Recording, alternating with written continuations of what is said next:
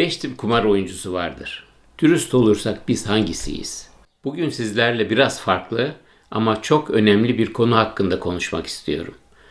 Bugün RTP'yi konuşmayacağız, volatilite konuşmayacağız, free spin bonuslarını konuşmayacağız, jackpotları konuşmayacağız. Bugün biraz kendimizi konuşacağız. Çünkü sevgili dostlar, slot makinesinin nasıl çalıştığını bilmek, kazinonun matematiğini anlamak, RNG'nin nasıl çalıştığını bilmek önemli. Ama bence hepsinden önemli bir soru var. O slot makinesinin karşısında oturan oyuncu kim? Yani biz nasıl bir oyuncuyuz? Sen nasıl bir oyuncusun? Ben nasıl bir oyuncuyum? Şimdi bunu neden söylüyorum? Çünkü yıllardır aynı şeyi görüyorum. İki kişi aynı kazinoya gidiyor. Aynı makineye oturuyor. Aynı seviyede bahis yapıyor. Hatta aynı bonusu yakalıyor. Ama gece eve bambaşka duygularla dönüyorlar. Birisi 200 euro kaybediyor ve canım sağ olsun güzel vakit geçirdim deyip hayatına devam ediyor. Diğeri de aynı 200 euroyu kaybediyor ama oyun masada bitmiyor. Arabada devam ediyor, yatarken devam ediyor, sabah kalkınca devam ediyor. Keşke kalkmasaydım. Bir yüz daha atsaydım. Makine şimdi açılmıştır. Bakın işte kritik nokta burada. Kazino çoğu zaman cebimizdeki paradan önce kafamızın içine giriyor. Sevgili dostlar, bugün size kendi gözlemime göre kumar oynayan insanları 5 gruba ayırarak anlatmak istiyorum. Belki kendinizi bir yerde göreceksiniz. Belki ben tam burada kalmışım diyeceksiniz. Belki de farkında olmadan bir alt seviyeye kaydığınızı fark edeceksiniz. Ve bunu fark etmeniz çok değerli. Çünkü problemi görmek çözümün başlangıcıdır. Hazırsanız başlayalım. 1. Eğlence oyuncusu. Bakın, hepimizin hedefi aslında bu grup olmalı. Bir oyuncu kazinoya para kazanmaya gitmez. Deneyim yaşamaya, iyi vakit geçirmeye gider. Aradaki fark çok büyük. Yanında 300 euro vardır, bütçesi nettir. 300 euro bittiyse oyun da bitmiştir. ATM yok, ekstra para yok, kredi kartı yok, borçlanmak yok, kaybı çıkarayım düşüncesi yok. Neden? Çünkü o parayı en baştan harcanmış kabul ederek gider. Tıpkı bir hafta sonu tatili gibi. Otel masrafı olur, yemek masrafı olur, gezme masrafı olur. Kimse eve dönüp bu tatilden neden kâr edemedim diye düşünmez, değil mi? Kazinoyu da böyle görebilmek gerekir. Kazandıysan bonus, kaybettiysen ödenmiş bir deneyim, bir eğlence. Bu oyuncu kazanınca sevinir, kaybedince üzülür. Ama hayatının direksiyonunu kazinoya vermez. Direksiyon hala kendisindedir. Kumar hayatının merkezi değildir. Sadece küçük bir eğlencedir. Bir sosyal aktivitedir. Ve açık konuşayım, kumar oynayan oyuncular için de en sağlıklı seviye budur. İkinci grup, düzenli oyuncu. Bence insanların önemli bir kısmı burada. Bu oyuncu plan yapar, bütçe koyar, kuralları vardır ama küçük kaçamaklar başlamıştır. 300 euro ile geldi, 50 euro daha çekti. Küçük bir ekleme yaptım. Makineden kalkacakken bir 20 euro daha bastırayım der ve klasik cümle gelir. Bu makine birazdan açılacak gibi. Bakın işte burada küçük bir çatlak oluşur. Ve çatlaklar küçük başlar sevgili dostlar. Sonra büyürler. Bu seviyede kumar artık arada bir yapılan eğlence değildir. Hayatın düzenli bir parçası olmaya başlamıştır. Kazino sadakat kartı vardır, puan biriktirir, promosyonları takip eder. Krupiyeler yüzünü tanır, kendince sistemleri vardır, uğurlu sayılar, uğurlu ritüeller, hatta uğurlu kıyafetler. Ama asıl tehlike başka yerde. ATM kartı hala cebindedir. Yani kendine 300 euro limit koymuştur ama aslında cebinde çok daha fazlasına ulaşma imkanı vardır. Bu da şu demek, limit gerçek limit değildir. Sadece kağıt üzerindeki limittir. Bunu şuna da benzetebiliriz. Kilo vermek için rejim yapıyorsunuz ama cebinizde de çikolata taşıyorsunuz. Ve insan beyni fırsat görünce sınırları zorlar. Burada dikkat etmek gerekir. Çünkü kontrol hala sende gibi görünür ama hafiften el değiştirmeye başlamıştır. 3. Kontrolü kaybetmeye başlayan oyuncu. Şimdi tehlikeli bölgeye giriyoruz sevgili dostlar. Bu oyuncu artık sadece oynamaz. Oyunu zihninde taşımaya başlar. Oynamadığı zamanlarda bile düşünür. Bonus araştırır. Video izler. Forum okur. Strateji kovalar. Ve en önemli şey olur. Nedir bu en önemli şey? Kontrol illüzyonu sevgili dostlar. Kontrol illüzyonu başlar. Bakın insan beyni rastgeleliği sevmez. Desen arar. Olaylara anlam yükler. Olaylar arasında bağlantı kurar. Makine 2 saattir vermedi. Bonus yakın. Bugün hissediyorum. Sistemi çözdüm. Ama gerçek şu. Çoğu zaman kontrol sandığımız şey aslı olmayan bir hikayedir. Ve bu hikayeye inandıkça o oyuncu daha fazla oynar, daha fazla risk alır, daha fazla bağlanır. Bu noktada kumar eğlence olmaktan çıkıp zihinsel meşguliyete dönüşür. Alarm burada çalmaya başlar sevgili dostlar. Kayıp kovalayan oyuncu.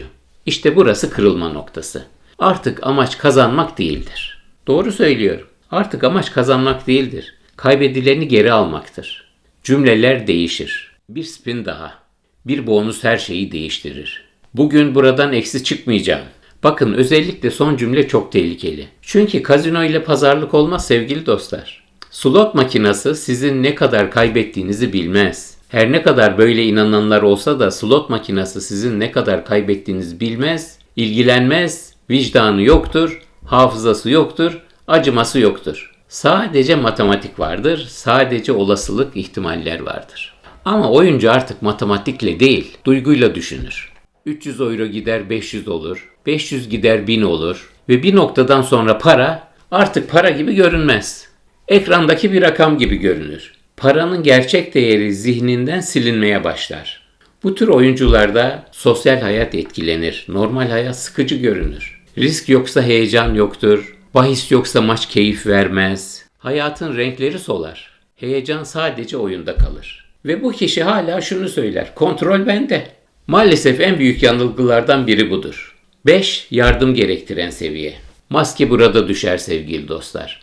Artık kumar hayatı etkilemiyordur. Artık kumar hayatın kendisi haline gelmiştir. İş ikinci plandadır, aile ikinci plandadır, arkadaşlar uzaklaşmıştır, borçlar birikmiştir, yalanlar çoğalmıştır, kredi kartları dolmuştur, belki evde huzur da kalmamıştır. Belki ilişkiler çatırdamıştır, belki maddi yıkım başlamıştır. Ama en acısı şu, kişi artık kazanmak için oynamaz, acı hissetmemek için oynar. Oynamadığı zaman huzursuzdur, kaygılıdır, öfkelidir, uyuyamaz, düşünmeden duramaz. Zihin tek bir yere döner. Bir sonraki oyun ne zaman? İşte bağımlılık budur sevgili dostlar. Ve burada çok dikkatli konuşmak istiyorum. Burada yargılama olmaz. Burada küçümseme olmaz. Burada kendine hakim ol demek kolaycılıktır. Çünkü bağımlılık gerçektir. Bu karakter zayıflığı değildir. Bu iradesizlik değildir. Bu beynin ödül sisteminin bozulmasıdır. Ve bu noktada yardım istemek zayıflık değil, cesarettir. Kendini oyundan uzaklaştırmak, self-exclusion, profesyonel destek, yakın çevre desteği, bunlar güçsüzlük değil, ayağa kalkma adımlarıdır. Ama ilk adım şudur sevgili dostlar. Benim problemim var diyebilmek. En zor cümle bazen en güçlü cümledir. Aynen burada olduğu gibi. Şimdi size tek bir soru bırakmak istiyorum. Yorumlara yazmanıza gerek yok.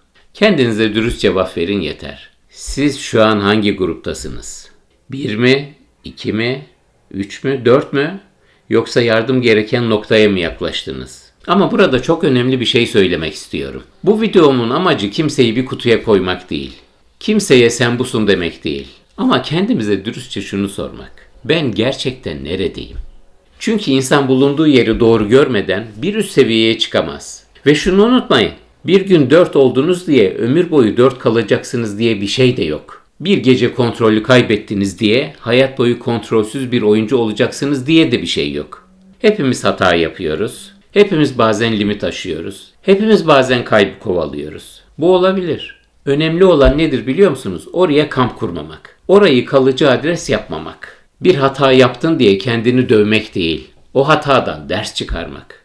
Çünkü insanın en büyük gücü sevgili dostlar, hata yapmaması değil, hatasından öğrenebilmesidir. Ama burada bir denge var. Lütfen kendinize çok sert yüklenmeyin. Ama kendinize karşı da fazla yumuşak olmayın.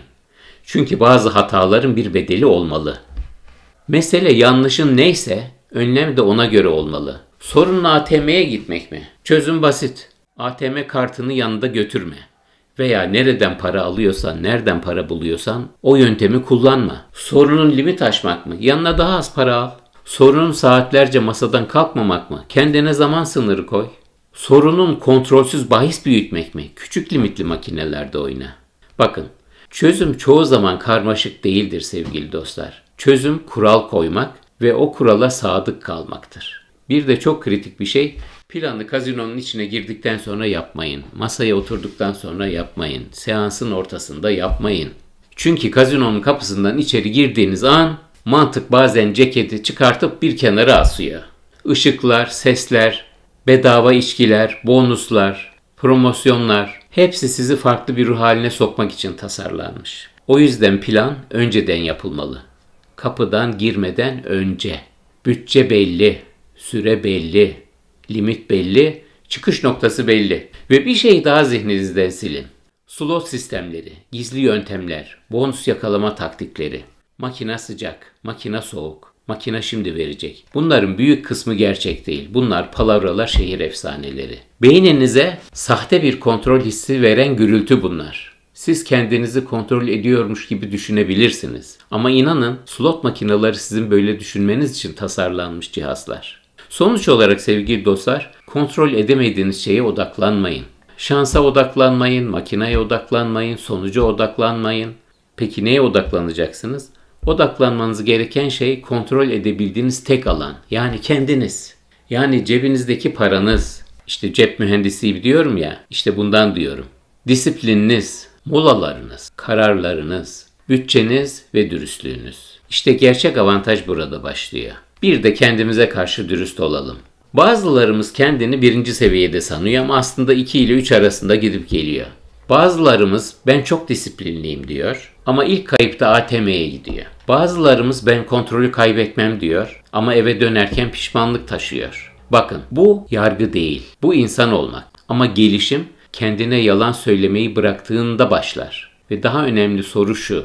Bir sonraki kazino ziyaretinizde neyi değiştireceksiniz? Banka kartını evde bırakmak mı? Bütçeyi küçültmek mi?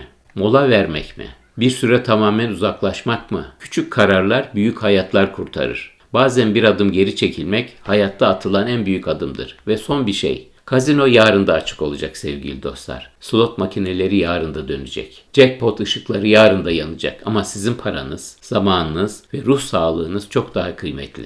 Tatile çıkın, güzel yemekler yiyin, sevdiklerinize sarılın, paranızı anılara çevirin. Çünkü para geri gelir ama kaybolan huzur her zaman geri dönmez. O yüzden oynuyorsanız bilinçli oynayın, disiplinle oynayın ve en önemlisi oyunun sizi oynamasına izin vermeyin. Kumar oynayacaksanız oyunu oynayın, hayatınızı değil. Sevgili dostlar, izlediğiniz için çok teşekkür ederim. Sorularınız olursa lütfen çekinmeden yazın. Kanalda slot makineleri ile ilgili çok sayıda video var. Hatta bunların birkaç tanesi klon yani çakma slot makinelerini tespit etme rehberi. İzlemenizi öneririm. Ben cebinizin mühendisiyim. Yani cebinizi doğru yönetmenize, çalışmanıza yardımcı olan bir mühendisim. Gerçek mühendisim. Videoyu beğendiyseniz lütfen beğendim düğmesine basın. Beni takip ederseniz gelecek videolarımdan da haberdar olursunuz. Hepinize çok çok teşekkür ediyorum izlediğiniz için. Sevgilerimle, saygılarımla efendim. Cebinizin mühendisi.